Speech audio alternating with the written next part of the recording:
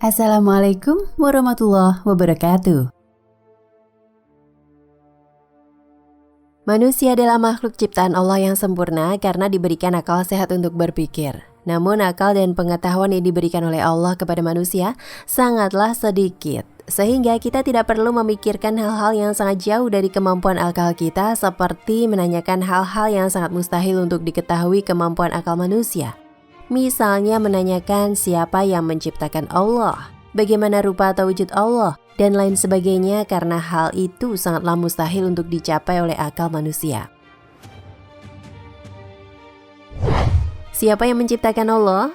Seperti kisah berikut ini yang mengisahkan seorang ateis, orang yang tidak percayakan eksistensi Tuhan. Pada suatu hari ada seorang ateis yang memasuki sebuah masjid. Kemudian dia mengajukan 3 buah pertanyaan, tapi dengan syarat harus dijawab menggunakan akal. Artinya, pertanyaan yang diajukan tidak boleh dijawab dengan dalil. Karena orang ateis memang selalu mengukur segala sesuatunya itu menggunakan akal atau bukti-bukti ilmiah. Dan mereka beranggapan bahwa dalil-dalil hanya dipercaya oleh pengikutnya saja. Sedangkan dia orang yang tidak percaya dengan Tuhan. Oleh karena itu, ia memberikan syarat agar pertanyaannya tidak boleh dijawab menggunakan dalil.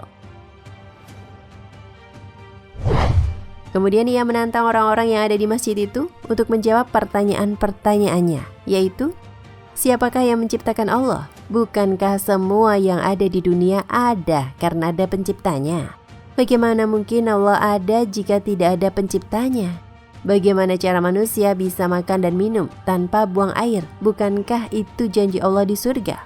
Ini pertanyaan terakhir. Kalau iblis itu terbuat dari api, lalu bagaimana bisa Allah menyiksanya di dalam neraka? Bukankah neraka juga dari api? Mendengar pertanyaan dari sang ateis tersebut, tidak ada seorang jamaah pun mampu menjawab pertanyaan tersebut, kecuali salah seorang pemuda. Ia kemudian menjawab 3 pertanyaan ateis itu satu persatu. Dan beginilah jawabannya. Pemuda mengatakan, apakah engkau tahu dari angka berapakah angka 1 itu berasal? Sebagaimana angka 2 adalah hasil dari 1 ditambah 1, atau 4 yang berasal dari 2 ditambah 2? Ateis tersebut hanya bisa terdiam tanpa memberikan jawaban. Lalu pemuda itu melanjutkan, jika kamu tahu bahwa 1 itu adalah bilangan tunggal, dia bisa mencipta angka lain. Tapi dia tidak tercipta dari angka apapun. Lalu apa yang membuatmu sulit untuk memahami bahwa Allah itu zat yang maha tunggal, yang maha mencipta, tapi tidak bisa diciptakan? Jawaban untuk pertanyaan kedua, pemuda tersebut berkata, saya ingin bertanya kepadamu, apakah kita ketika di dalam perut ibu kita makan, apakah kita juga minum? Kalau memang kita makan dan minum, lalu bagaimana kita buang air ketika di dalam perut ibu kita dulu?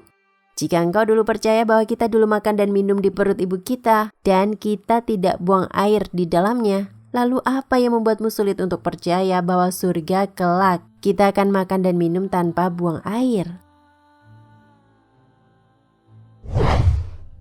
Jawaban untuk pertanyaan ketiga, ketika menjawab pertanyaan ketiga, pemuda tersebut tiba-tiba menampar ateis tersebut dengan sangat keras.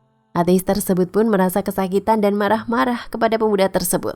Lalu pemuda tersebut berkata, tanganku ini dilapisi kulit, tanganku ini dari tanah, dan pipimu juga terbuat dari kulit, dari tanah juga.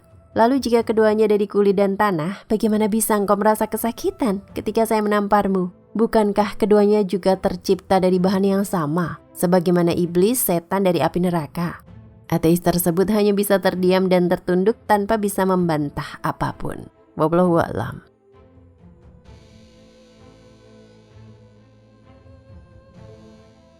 Nah, pemirsa Ensiklopedia Al-Fatih, sampai di sini perjumpaan kita kali ini. Semoga menginspirasi.